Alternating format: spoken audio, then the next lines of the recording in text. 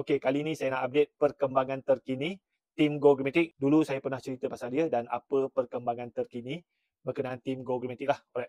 So, tim Go-Gramatik ni dia adalah pasangan suami isteri yang suami dia bekerja dekat Petronas dan isteri dia bantu urus 13 kereta sewa menggunakan sistem Go-Gramatik. So, dalam masa 9 bulan, mereka dapat menjana pendapatan sewa sebanyak RM162,951 dan untung RM94,319. Okey, ini adalah Facebook tim Go-Gramatik. Nama Facebook dia TSL Car Rental.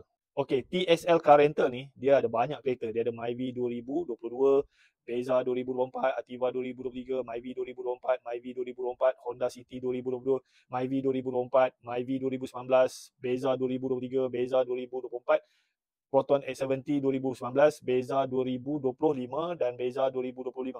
Okey, kereta-kereta ni 6 unit kereta dia lah, kereta yang dia beli sendiri. Yang lain tu kereta pajak. Okey, TSL Car Rental ni dia sertai Go-Gramatik pada 28 Jun 2024. Dia kerja syarikat oil and gas di Kuala Lumpur, mula dengan Myvi 2022 dan isteri dia bantu urus lah. Ini adalah rekod sewaan dan untung kasar mereka pada tahun 2025.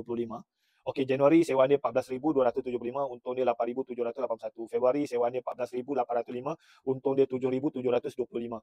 Mac sewaan dia 16,788, untung dia 8,729. April sewaan dia 13,635, untung dia 6,141. Mei sewaan dia 18,180, untung dia 10,666. Jun sewaan dia 19,164, untung dia 13,270. Julai sewaan dia 20,510, untung dia 14,616. Ogos sewaan dia 22,950, untung dia 11,660. September sewaan dia 22,663, untung dia 12,730. So daripada Januari sampai September 2025, mereka dapat menjana pendapatan sewa sebanyak RM162,951 dan untung RM94,319. Okey, nampak tak bagaimana mereka bermula dengan satu Myvi 2022 pada 28 Jun 2024. Sekarang ni mereka sudah ada 13 kereta. So daripada 13 kereta tu 6 kereta mereka sendiri dan 7 kereta pajak. Alright. So, okey, macam mana mereka ni dapat berkembang dengan sangat pantas? Okey, so mereka ni berdaftar menjadi rakan niaga Go-Gramatik. So dalam Go-Gramatik ni kita ada beribu-ribu rakan niaga. So macam dia ni, mula dengan satu kereta, dia sewakan kereta dekat pelanggan dia. Lepas tu bila pelanggan dia banyak, dia start tambah kereta lah. Dan bila dia kereta dia banyak, so rakan niaga Go-Gramatik yang lain ni akan tolong promote dia punya kereta, tolong sewakan kereta dia. So dia boleh sewakan kereta dia dekat pelanggan dia sendiri. Dia pun boleh bagi komisen kepada rakan niaga lain. Sebab tu bisnes dia sangat cepat berkembang. So dalam bisnes ni tak boleh buat seorang-seorang, kena buat sama-sama. So dekat sini ada tak sesiapa yang nak belajar macam mana nak buat bisnes kereta sewa, macam mana nak menjana pendapatan dalam bisnes kereta sewa dengan Go-Gramatik? Alright. So tak kisahlah you ada satu kereta ke, dua kereta ke, tak ada kereta ke, duduk bandar ke, duduk kampung ke, kerja Petronas ke, kerja kerajaan ke, suri rumah ke, boleh, tak ada masalah.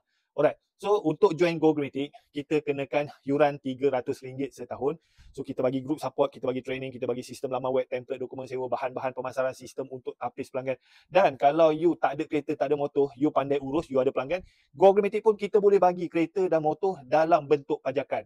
Alright, so kalau you nak join Go-Gramatik, you komen nak join, you screenshot video ni, you pergi dekat saya punya bio, you message saya cakap nak join tim Go-Gramatik. Like, follow, komen dan share kalau nak belajar macam mana nak buat bisnes kereta dan motor sewa dengan betul. Boleh-boleh.